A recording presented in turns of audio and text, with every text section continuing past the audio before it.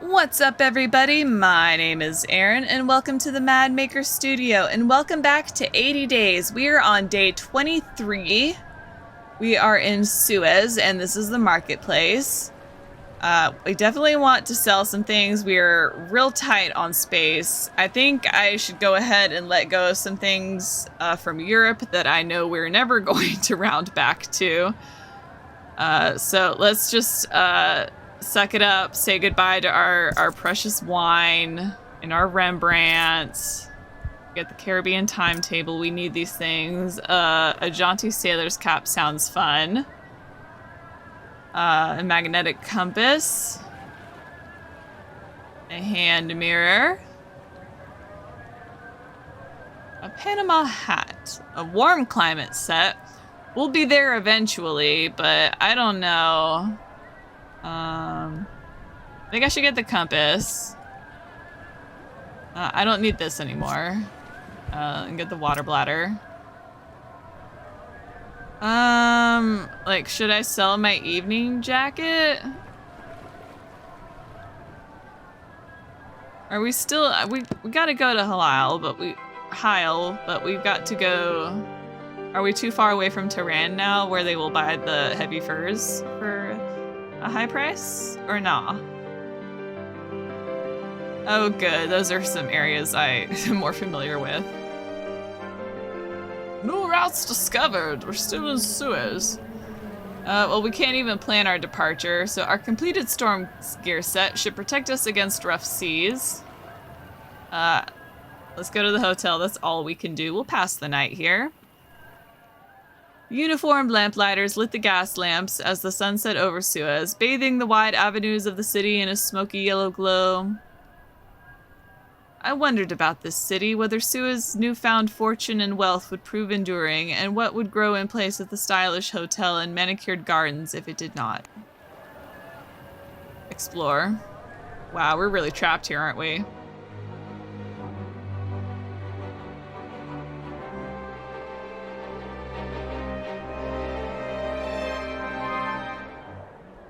I took a cup of tea in an extravagant little tea shop in Suez. It was packed to the brim with rich traders and adventurers. I was keeping myself to myself. It was packed to the brim with rich traders and adventurers, drawn to the small port by the recent opening of the Suez Canal. I was attempting to eavesdrop on an argument. Get some service despite the unruly customers. Let's eavesdrop on an argument between a lady wearing a jewel-bordered hijab and an extravagantly mustached Egyptian man when a dark-skinned personage in an impeccably tailored but oil-stained jacket entered. I caught the well-dressed man's eye. I ignored this newcomer and sidled closer to the lady. I caught the well-dressed man's eye, and he came over to my table, greeted me softly, accented French. Oliver Lapointe, dirigible pilot, at your service, monsieur. That certainly explained the oils, eh? Dirigibles? I don't know what that means. Passepartout, valet and traveler, I replied. A traveler, then, he shook my hand. My ship, Gamila, departs soon on her maiden voyage. Where is she headed? I asked curiously. Monsieur Lapointe sipped his tea. Not far. Our destination is the provincial capital of Khartoum in Sudan. He gave me his card and a vivid description of the Gamila. I had no doubt I could spot Monsieur Lapointe's airship at the docks if we should desire to travel next to Khartoum. Nice. We'll think about it. Double check the market. Okay, I'm happy with what we've got here. I'm not gonna push it with an extra suitcase. Where can we depart to? I need to go to Heil.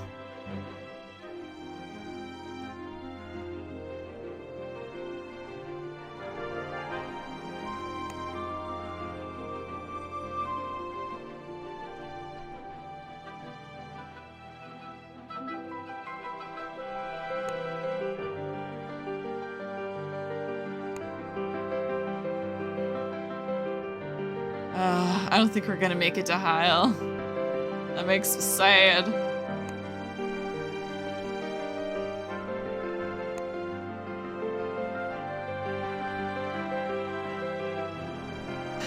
Alright, I guess we'll go to Africa. I can only have 2 suitcases though. That sucks. Oh, we could take 10 suitcases with us there, because we're going on a big old ship.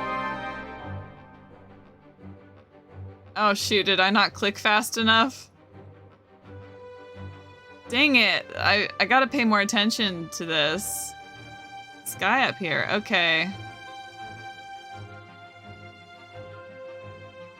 Bombay's too far away. Let's go, I think maybe we should go... Can't go to Jeddah. I think we should just go to Aden. Alright. So it departs at 2 p.m. So we gotta be real fast. Let's spend the night again. Day 25. Before going to bed, I did some minor alterations to our clothing. I helped the kitchen staff to clean. I went to stretch my legs and took full advantage of some distance from my master. When I returned, I felt much finer fettle.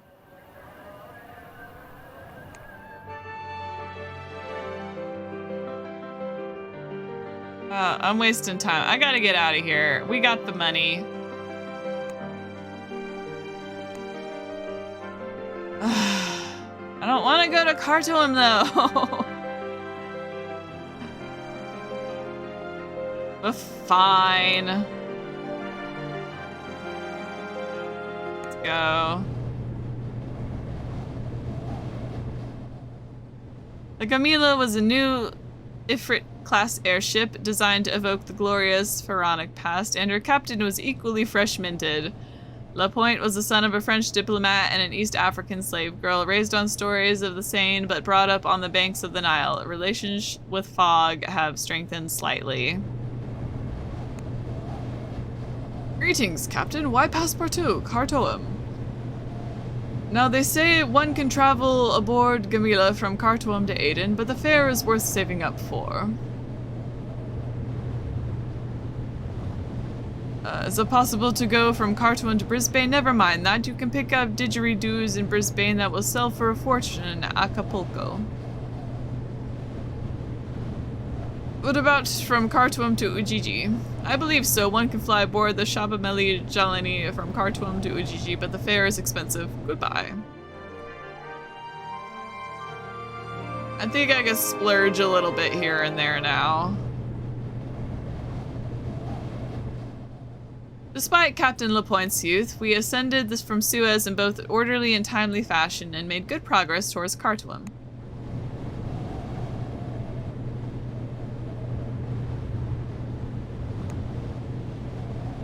I am at your service, Monsieur Fogg. Passepartout?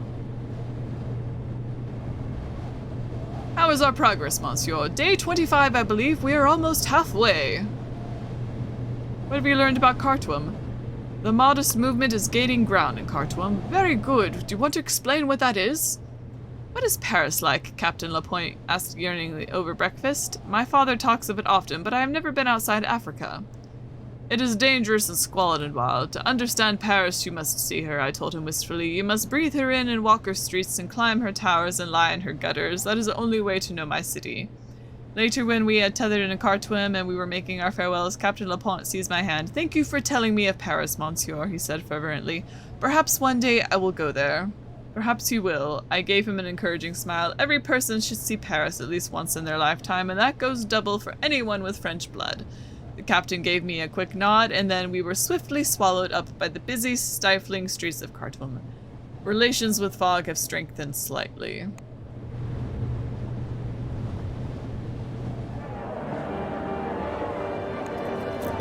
What do we got in the market? A sheet of mirror glass, smoothly ground glass, hard to manufacture well. A pith helmet, a lightweight cloth-covered helmet made of pith, good for use in the tropics.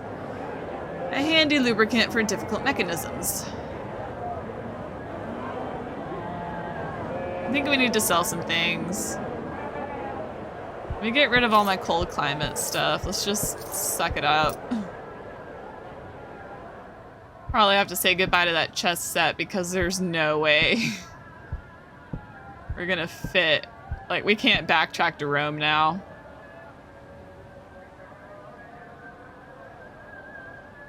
Here, let's take a hat. That looks useful. It's too late to explore, so let's plan our next route. Ujiji departs in 2 days, or Aiden arrives tomorrow.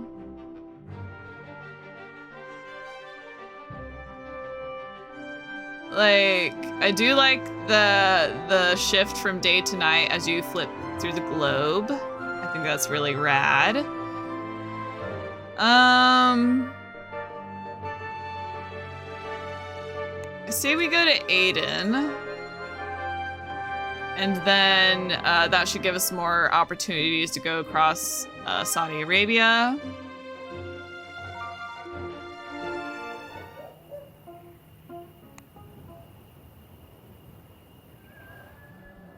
Khartoum has been conquered by the Ottoman Empire and their Egyptian subjects over half a century ago, but it chafed visibly under the imperial yoke. The Hukumandar's pale palace cast a serene reflection on the river. I found one such malcontent and asked her about the city. But she quickly hurried away, perhaps believing me to be an agent of the authorities. Quite a mistake to make, with me in my valet's attire. I played the role well enough with the next person I found, and learned a minor detail. A fast airship ran across the Red Sea to Aden on the edge of the Arabian Sea, from where steamers plied their route to Bombay. Okay, we have enough time to explore.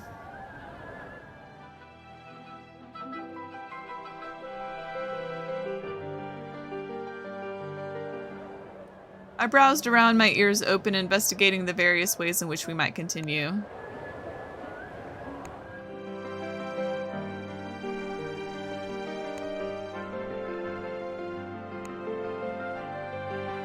Alright. Gotta pay for that extra luggage space. Oh, welcome back aboard the Gamila, said the cheerful Captain Lapointe, recognizing me as I took a turn on the observation deck. It is pleasant to see a face that isn't Ottoman on this journey. Why did so many Turks board at Khartoum? You dislike the Ottomans? I asked in surprise. You chose to live in the Ottoman lands. What land is not Ottoman these days? The captain remarked darkly. Still, do not mistake an Egyptian for an Ottoman. We still chafe under the sublime Porte's yoke. You consider yourself an Egyptian? Did not the Egyptians help conquer Khartoum? You consider yourself Egyptian? Well, he seemed to be bemused. What else should I consider myself? Part of me is French, but I was born in Cairo and have lived there all my life. Greetings, Captain. I need to know about Aden. I hear Aden is built inside a volcano. What a strange location to choose. Is it possible to travel from Aden to Ballymain? Have you heard that collectors in Madras will pay fantastic amounts from freshly picked tea from Quatermain? Butchering these names again. Never mind that, Colombo. You can obtain zoetropes in Colombo, extremely valuable in Singapore. Well, goodbye. We disembarked at Aden a few hours later. My head was heavy with Captain Lapointe's words, but the sight of the gleaming port city set into the crater of a volcano chased everything but wonder from my mind.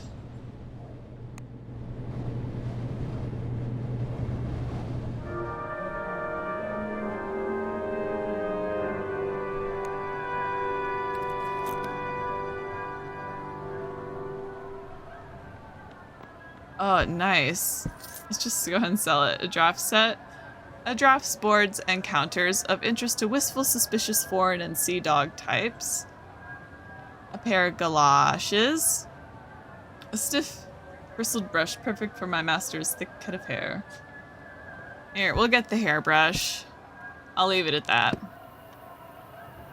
Let's plan our next journey. We can go to Bombay.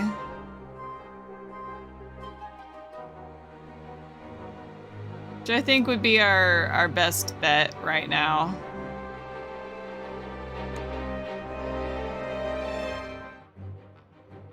Negotiate.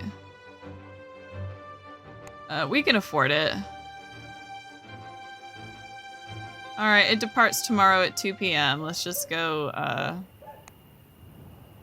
spend the night over here in Aden.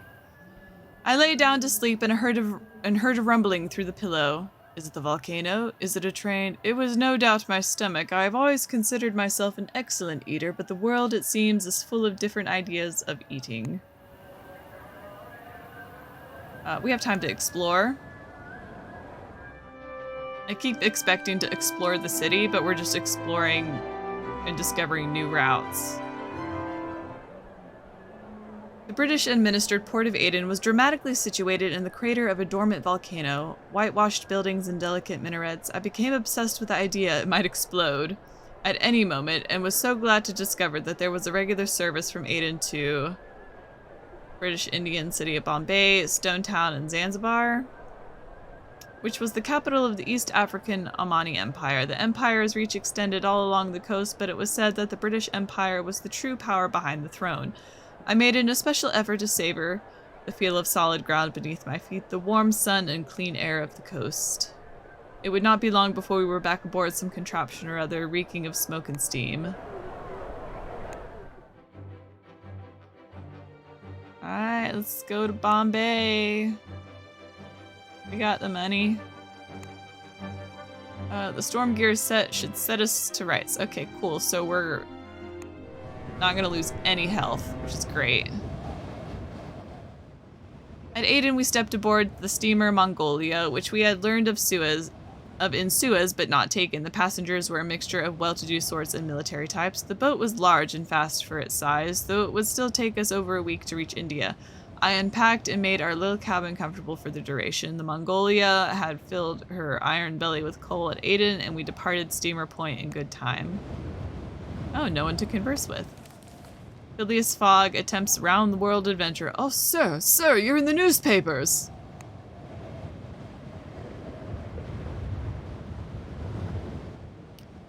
The shipping lanes outside Aden were busy. We passed close enough to other steamers to make our individual passengers. Taking a turn above deck, a little boy leaned over the railing and waved at me. So I waved back and grinned, and I gave him a calm nod. Nah, kids like it when you wave back. Monsieur Fogg gave me a look as if to chide me for making a spectacle of myself, but I was too taken with the child's expression of artless joy to take my master's disapproval much to heart.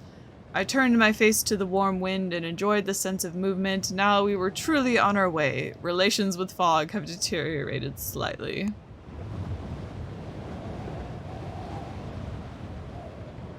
Reverse. What is your wish, master? Passepartout, there you are. How will we cross the Pacific, monsieur? There are many options, but which one we will choose will decide our route across the Americas. The journey will be most expensive, monsieur, indeed, but we can earn a little from buying and selling our possessions as we travel. Very good! You're so smart, sir. At breakfast, I saw a young bronze-skinned lady in a lilac day dress scribbling in a notebook, her eggs and smoked mackerel untouched upon her plate. Every now and then she would pause, an intriguing sight, but I left to her thoughts. I decided to introduce myself. No, every now and then she would pause and gaze into the middle of the distance, pen pressed against her lips.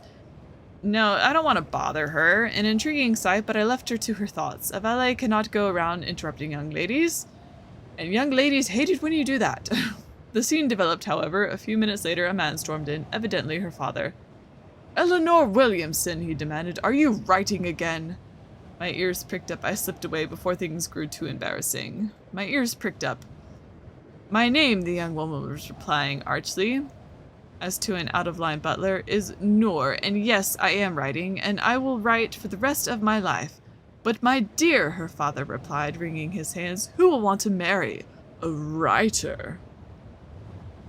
I decide to intervene, moving over to the table with a bow. "Sir, I would, for one, consider it. I don't want to give any false impressions that I'm going to propose to her right there. Sir, writing is a bold and passionate profession," I declared. "For men, sir," he retorted, "whoever you are." "That is poppycock," Noor replied, evidently furious with both of us. She swept to her feet and out of the room, leaving me to explain myself. Explain myself to her, beleaguered parent. Relations with Fogg have strengthened slightly. I don't know what that has to do with anything, but sure. Oh, we're already on day 30. What's in the news? Special report from Minsk. The French are the worst for short memories.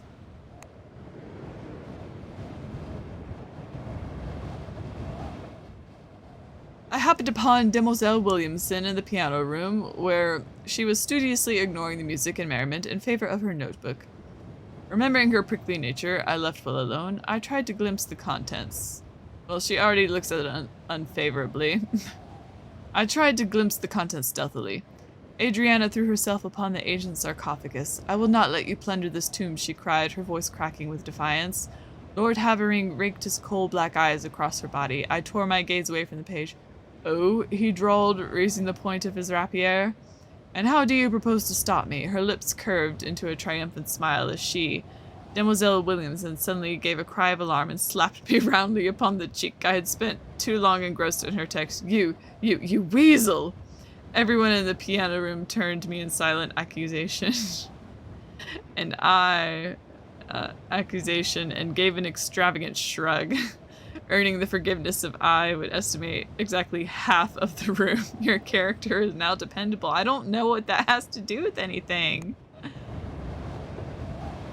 Monsieur Williamson offered me a pipeful of tobacco in the evening. I am perplexed by my daughter, he admitted miserably.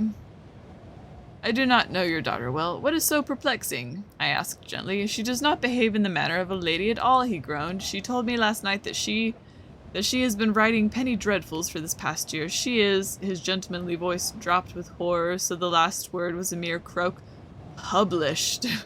The fragments of text I had glimpsed in her notebook flashed rather awkwardly through my mind. Must be very proud. Cheaply printed tales of horror and adventure were a London fashion which I quickly spread. Indeed, the most popular stories were set in Egypt and Africa, and I had little doubt that Demoiselle Williamson had added her own inventions to the number. What? Monsieur Williamson glared at me. It is a scandal. She has broken her engagement because she has independent means. Perhaps then she will find her own husband. Must all ladies marry? I shrugged. Many gently bred ladies who join the Artificers Guild do not. She is not taking up Artificers' robes, but a pen.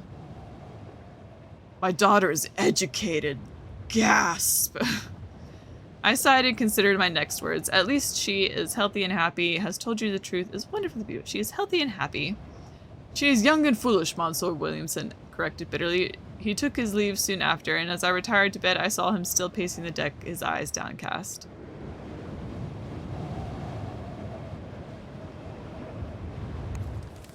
Norwegian minister dismisses cave in fears over underground city.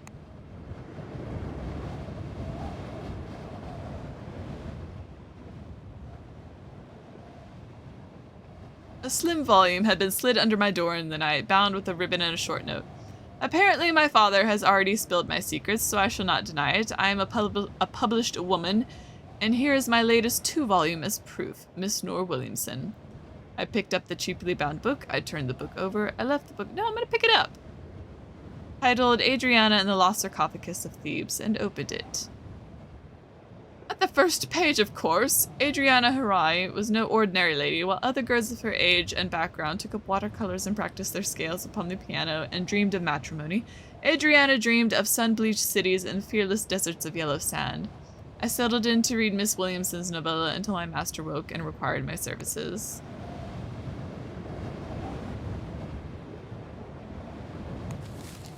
Odessa drinkers supplied by Europeans? Report. Sure wish I could read more of that. Well, demanded Demoiselle Williamson at lunch, what do you think of my story? Adriana is a charming creation. I only wish my father thought so, she sighed. He read my volume last night and believes Adriana is merely a cipher for my own passions and being.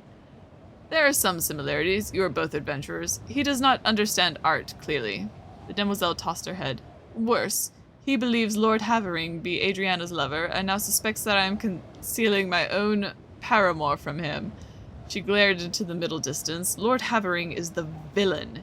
He is Adriana's nemesis. He is utterly misreading the text.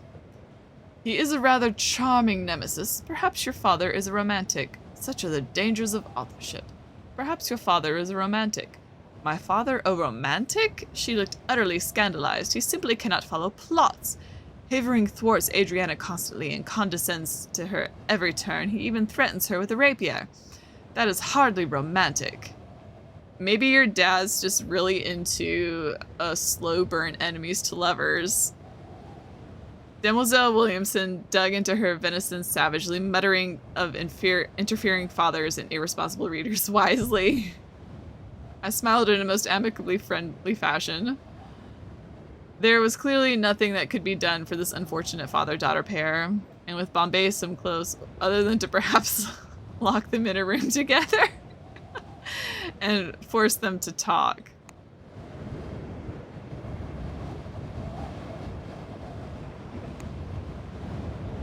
Greetings, demoiselle. Well, hello to you. Bombay. I need to know about Bombay. Bombay is the gateway to British India. Rangoon? I don't know, but some buyers will pay well for magnetic compasses from Rangoon. That's good to know. I think I got one of those still. Bombay to Madras? I believe so. Bombay is linked to Madras aboard the Madras Mail. Goodbye. Ugh, we're almost halfway through the 80 days, and that makes me so nervous. I feel like we've not done anything. We've accomplished nothing. I am no tourist, Sir Francis declared with cheerful glee toward my master as they dealt another hand. I am taking a train to Calcutta on important business. How long does this train take? I inquired, or was about to, as just then Monsieur Williamson stormed in, threw a glove at me, and bellowed a challenge. Oh no. I looked at my master in confusion. Excuse me, Monsieur? I returned his glove. He clearly dropped it, but no, his challenge had indeed been a challenge. You, Monsieur Williamson, voice dripping with venom, are Lord Havering, and you have led my daughter astray. I have not led your daughter anywhere, I insisted, though I perceived, unlike the rest of the recreation room, that Monsieur Williamson was referring to the character in Adriana and the Lost Sarcophagus of Thebes. The man scowled, besides which Lord Havering is clearly a villain and not a romantic hero. Okay, so did you... Oh yeah, okay, this is me. Monsieur Lord Havering is a fictional character. My name is Passepartout, and I'm going around the world. I really love that answer, but we're supporting this woman and her writing.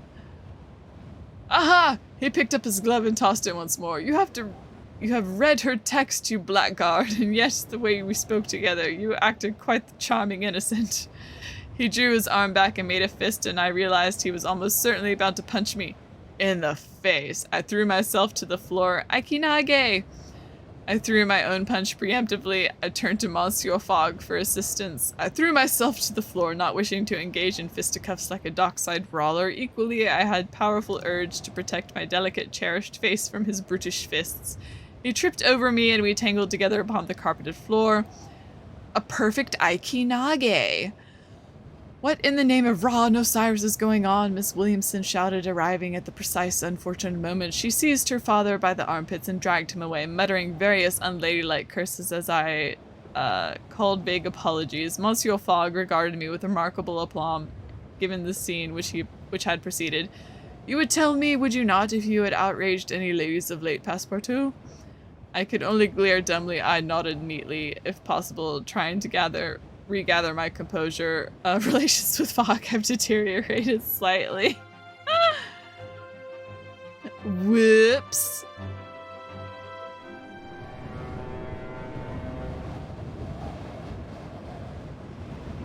Oh, finally. I kept to my cabin on the last day of our journey to avoid any repetition of the previous evening's debacle, but I could not avoid Miss Williamson as we disembarked at Bombay. She clutched her hands to her bosom theatrically as she spotted me. Goodbye, my dear Lord Havering, she called, counterfeiting a sickly, love-struck smile. I will never forget you. Nor I you, my Adriana, I called back with a rakish smile as her father turned a bright, horrible shade of red beside her. And then we disembarked into the humid, salt and smoke-laced air of Bombay. We had arrived in India. About time. Of course, it was a big ship. It looks like we can complete our air gear set here for protection against strong winds in the air. I do like that. Sure, let's just buy everything that we can.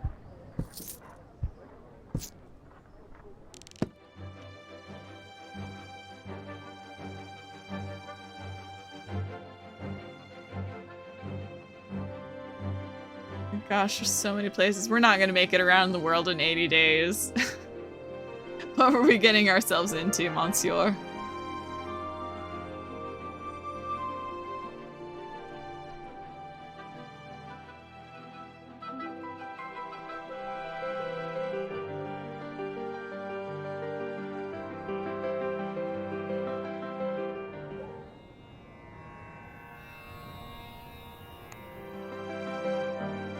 Let's plan. Took forever to get to Bombay.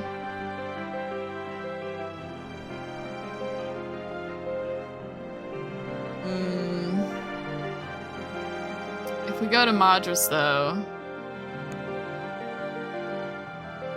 then we'll put ourselves closer to the ocean. So let's go ahead and go to the hotel.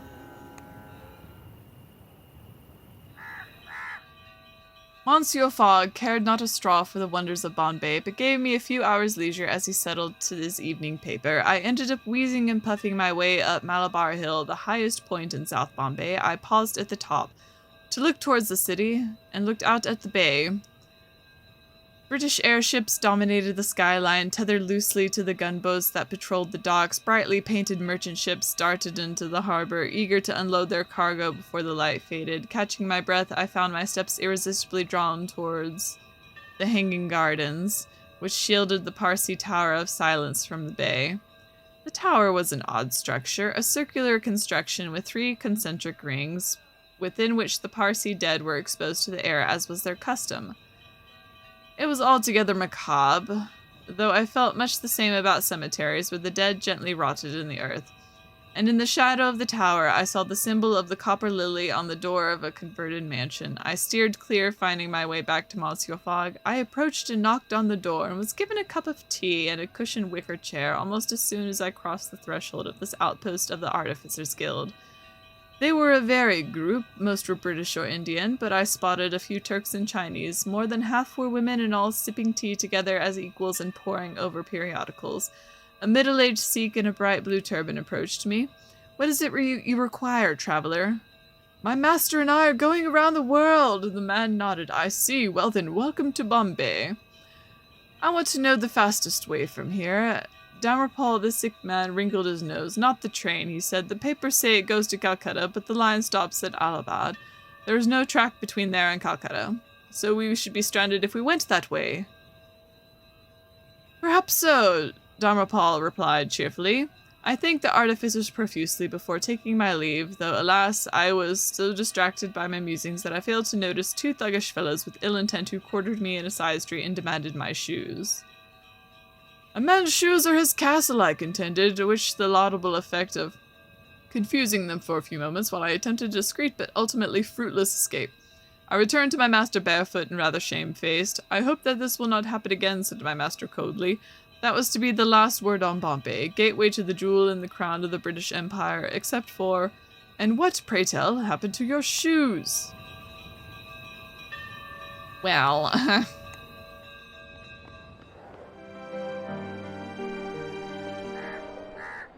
I took a few hours to explore, learning possibilities for how we might go forth.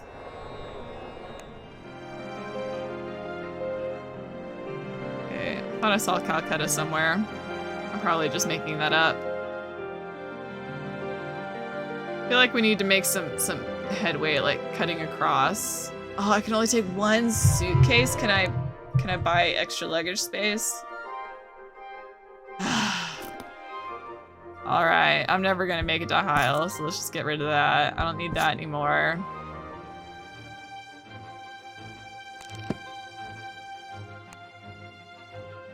Alright. High temperatures, this looks like a bothersome route. Don't care, let's go.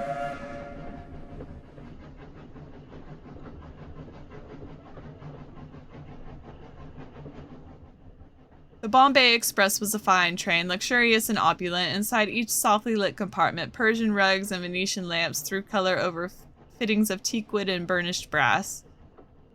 I only hoped it would run on time. Soft furnishings do not, as my master would say, power an engine. "Greetings, Monsieur Compton. Can I help you? Have you locked yourself out of your compartment?" "Madras." What can you tell me about Madras? Madras has changed hands many times between the British and the French. Madras to Singapore? Is it possible to travel from Madras to Singapore? Now, you listen to me. Merchants in Yokohama will pay fantastic amounts for sheets of tin from Singapore. So I should buy tin if I go to Singapore. Bangalore? I must go, it is late. I never know what's the right thing to ask. Oh goodness. I went to explore the observation decks set with wicker chairs and parasols to be better and more comfortably observe the countryside flashing past. And that was where I met Anne-Marie Spencer, a girl in maybe 10 years, sketching the distant hills. I greeted her politely as I took the spot beside her. Are there no other seats? You're gonna sit next to a child? Please don't do that. She smiled and with deft movements adjusted the position of her wheeled chair to give me more room, dropping one of her pencils as she moved. I returned it with a bow. I waited to see if she would reach for it. No, I'm gonna pick it up, be nice. I returned it with a bow and she giggled. You must be French, she declared. You are gallant indeed. Alas, not all charming Frenchmen are gallant, I told her. Even a rogue may have fair manners. Oh, I do not believe you are untrustworthy, monsieur, she replied with a glint to her eye. You are certainly a gentleman. I am a mere valet, I replied. A gentleman's gentleman. Well, she answered firmly, that counts twice over, does it not? I have a good eye. I see things as they are. That is why I draw. I looked over her pictures to be confronted by their strangeness. I could not recognize anything of the landscape, as she was so closely watching the lines, shapes that filled the page. You have a most unusual style, I hedged. Oh, monsieur, she said. I have a good eye. I can see you are lying. I shrugged and not attempt to deny it. Your pictures are terrible, mademoiselle, I told her. They offend my eye, my sense of proportion and space. They are unspeakable. She nodded. Most honorable, she replied. I knew it. Just then my attention was distracted. My master beckoned me over to make ready his evening wear. So sad we sold his evening jacket. I bid her farewell, and she nodded to me. I will see you again, Monsieur Passepartout, she told me as I left her. I did not stop to wonder that day how it was she knew my name. Fog. Thank you, my hair was getting unruly. Oh, is that what that means? Converse! The next morning, I discovered I had lost my passport. I told Monsieur Fogg immediately, risking his displeasure at the possibility of delay, but in truth I think he was amused. Should I lose my passepartout, he replied, I would be most vexed. I decided to enlist the help of Anne-Marie. I went to the observation deck. I called on the train guard. What can Anne-Marie do for us? I had decided to enlist the help of Anne-Marie and her excellent eyes, so I tracked her down on the observation deck and explained the situation. She looked most concerned. What might happen to you without documents? My master is well respected, so I doubt I will be in prison. At worst, I will not be allowed to travel, I replied, and that would be most serious, as my master is on a journey around the world. She nodded. Well then, we shall have to look, won't we? I think you should search the crew cabins, which my chair cannot access, and I will look about here. It seemed like a good plan, but I have not been to the crew cabins. No, she said, but if it has been stolen, who would want a valet's passport? Someone hoping to travel this country to another, do you not agree?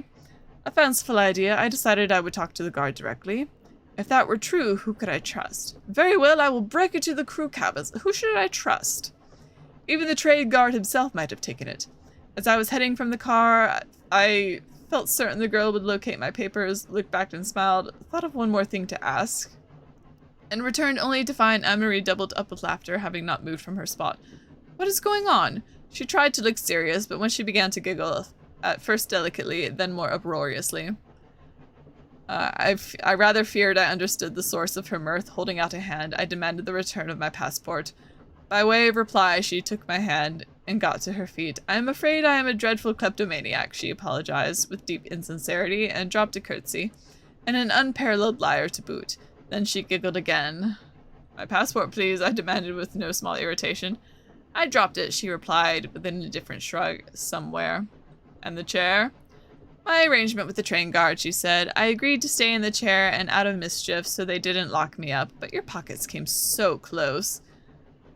Tell me where, I insisted firmly. Then Anne-Marie sat down again, suddenly glum. You've stopped being charming, she said morosely. Here's your passport. She reached into a fold of her dress and pulled out my papers. She made as though to flick them out the window. I stood back, arms folded, determined not to perform for this creature. She sighed and glowered, then tossed the passport at my feet. What sort of name is Passepartout anyway? She demanded sulkily. I wiped my brow with relief. A long and most difficult delay had been avoided. Who else can we converse with? I'm at your service, Monsieur Fogg. Is there something the matter? Use the tobacco, use the dominoes. A game of dominoes? That would be most entertaining! Did you discover anything in the paper about Madras? I know that Colombo can be reached from Madras aboard the Columbinese airship. What do you know about Colombo? You might be interested that some buyers will pay well for magnetic compass from Colombo. Very good.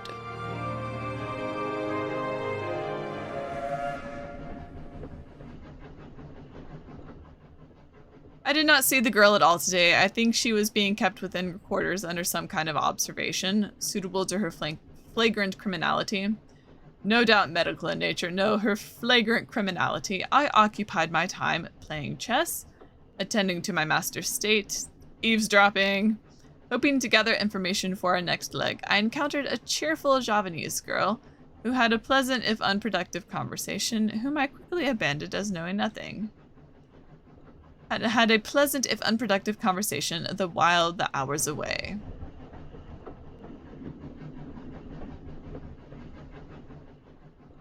I gotta be real quick to click things. At Madras, they pushed the young girl from the train down a ramp, and she waved up at me before turning to face the road ahead. Under the weight of our cases, I could not wave back, and then she was gone. Who was that girl? My master asked. Unfortunate, a dreadful liability, a thief plain and simple. An unfortunate, I answered. It is not in the stars to hold our destiny, but in ourselves, he replied, quoting Shakespeare. I think she will make her own destiny, monsieur. She would no doubt steal it back from the stars. I grumbled as she disembarked into Madras Station. If they had the temerity to try. Relations with Fogg have strengthened slightly.